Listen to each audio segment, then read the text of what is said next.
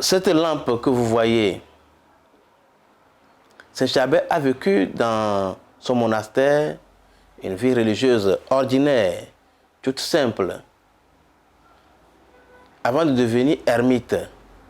Mais pour devenir ermite, le religieux a le devoir de vivre minimum 15 à 20 ans de vie commune que Charbel a vécu, avant de se retirer à l'ermitage pour vivre dans la solitude sur la montagne. Les frères ermites, chaque semaine, demandant à part du couvent qu'on leur apporte ce dont ils ont besoin. Durant toute sa vie érémitique, Charbel n'a jamais demandé de l'huile. L'huile qui était dans sa lampe avant qu'il ne parte, il a utilisé la même huile qui ne s'épuise jamais. Jarre d'huile ne s'épuisera point, nous dit l'Écriture. Alors cette huile qu'on va puiser régulièrement depuis 1898 jusqu'à aujourd'hui ne s'épuise pas.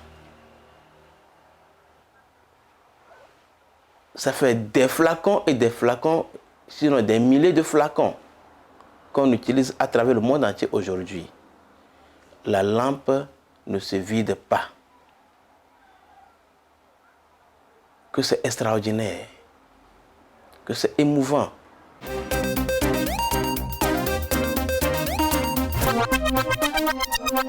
Alors, cet homme, né en 1828, est mort en 1898. À sa mort, il y a beaucoup de miracles qui vont s'opérer autour de lui. Le premier miracle à sa mort, c'est le jour même de son enterrement. Sur le passage du cortège funèbre se trouvait un paralysé qui cherchait à libérer le passage. Sans le vouloir, il touche le cercueil, il se trouve guéri. C'est surprenant.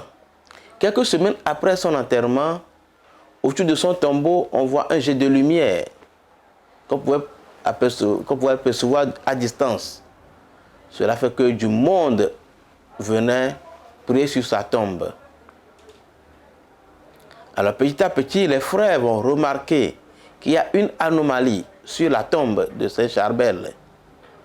C'était un liquide qui coulait le long de la tombe. Pour les frères, c'était de l'eau qui s'infiltre dans la tombe. Alors, qu'est-ce qu'il fallait faire? Il fallait ouvrir la tombe pour faire les travaux d'étanchéité. Mais pour un religieux, il faut d'abord avoir l'autorisation de Rome. Rome est assez lent sur ces questions. Parce que c'est la prudence de l'Église. Alors, les frères vont commencer par procéder à ce qu'on appelle des ouvertures informelles.